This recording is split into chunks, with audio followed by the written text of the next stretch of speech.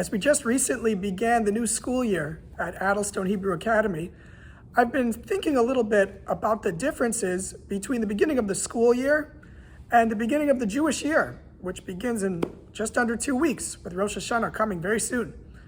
And I'd like you to imagine the scene of the first day of school. You have all the excited students gathered in the classroom. That first bell rings, they all take their seats.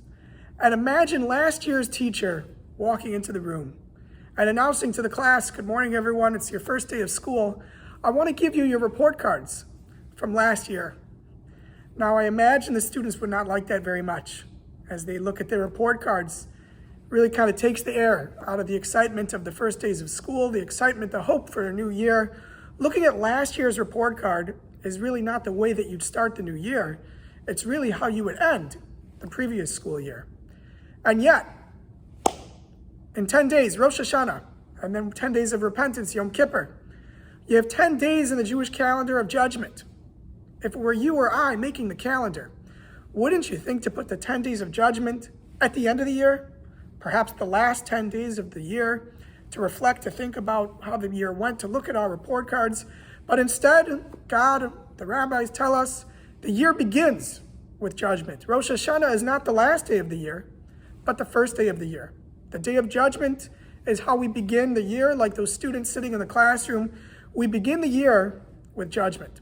Why is this? Doesn't it take the air out of the excitement, the hope, as we begin a new year?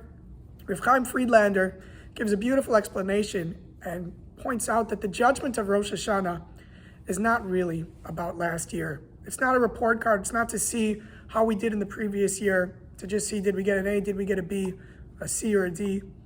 He says, no, the point of Rosh Hashanah, the judgment of Rosh Hashanah, is for the year to come. It's like a company looking at its annual budget. You look at last year's budget not because you need to see, did we do well, did we not do well? You need to determine the budget for this year. Where can we improve? Where can we make changes? This is what the judgment of Rosh Hashanah and Yom Kippur is all about. As we're ready to take on these holidays, it's a time for us to think not about just the past, but to bring that past with us to the future.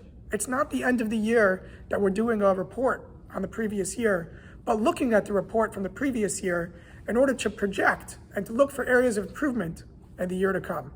I wish you all a ksiva v'chasima tova. We should all be written in the book of life.